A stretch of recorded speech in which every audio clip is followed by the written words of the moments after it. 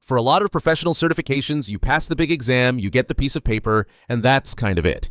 But for the project management professional, or PMP certification, it seems like passing the test is really just the starting line. That's a perfect way to put it. It's not a one-and-done deal.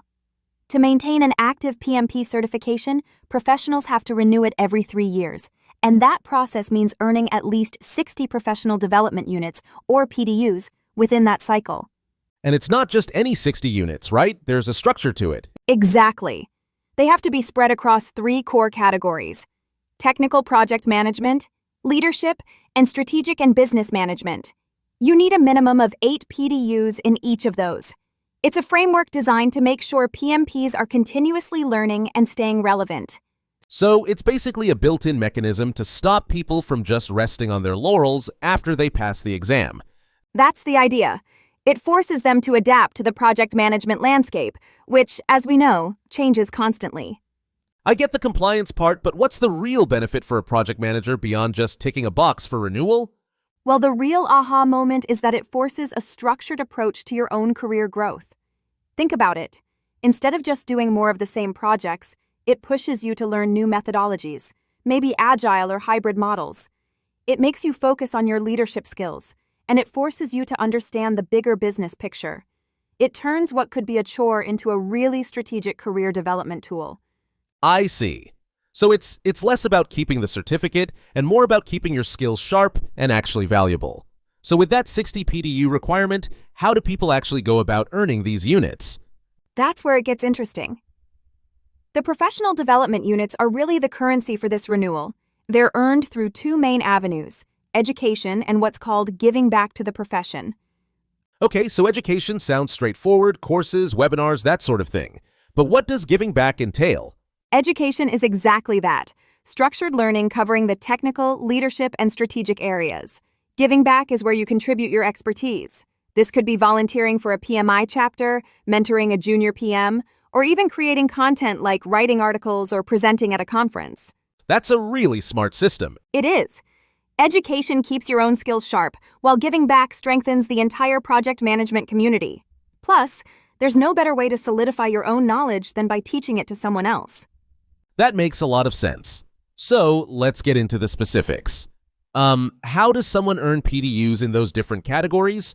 For the technical category, you're looking at activities that refine your core project management skills. Think courses on risk management, advanced scheduling, or cost planning. You could even get credit for creating and delivering a training session on those topics yourself. And for leadership, that feels a bit less tangible than a technical skill. Right. For leadership, it's all about the soft skills. We're talking communication, negotiation, team building, emotional intelligence. You can earn PDUs by taking leadership programs, but also by actively mentoring others, which is a fantastic way to do it. Okay, and the last one, strategic and business management. This is about seeing beyond the project and understanding the organization's goals. You can earn these PDUs by taking courses on market analysis or business strategy, attending high-level strategic meetings, or even authoring publications about business innovation. It sounds like there's no single right way to do it. That's the beauty of it. It acknowledges that project managers aren't just one thing. Whether you're a tech wizard, a people person, or a business strategist, there are recognized ways for you to get credit for that growth. That's great, but, for busy professionals, this can sound a bit overwhelming. How can they tackle this efficiently? The key is to be strategic. Don't just chase random PDUs. Align your activities with your actual career goals. Use a mix of learning methods, online courses, webinars, maybe even listening to podcasts like this one. And when you're choosing, prioritize activities that boost those leadership and strategic skills, as they often provide the most career leverage. And once you've earned them, what's the reporting process like? You have to log everything in PMI's online system, the Continuing Certification Requirements, or CCR system.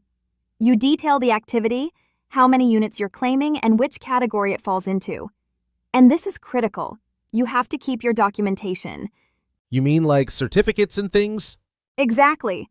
Certificates of completion, registration confirmations, presentation slides. PMI can and does conduct random audits. If you get audited, you have to provide proof for the PDUs you've claimed. So it's a two-pronged approach. Be strategic about what you learn, but also be meticulous about how you document it. You've got it. Proactive record keeping is your best friend. It saves you from a massive headache later on. It's really all about continuous growth and diligent process management. So, Mia, to wrap this all up, if a project manager is listening right now and thinking about their next renewal cycle, what are the absolute key takeaways they need to remember? Okay, here's the essential guide. First, remember it's a 3-year cycle requiring a minimum of 60 PDUs. Second, those PDUs are split into 3 buckets: technical, leadership, and strategic, and you need at least 8 in each. Third, you can earn them through education or by giving back to the profession. Fourth, be smart about it. Align your PDU activities with your career goals. And finally, and this is so important, report everything accurately in the PMI system and keep your documents organized. It makes the whole process smooth and audit-proof.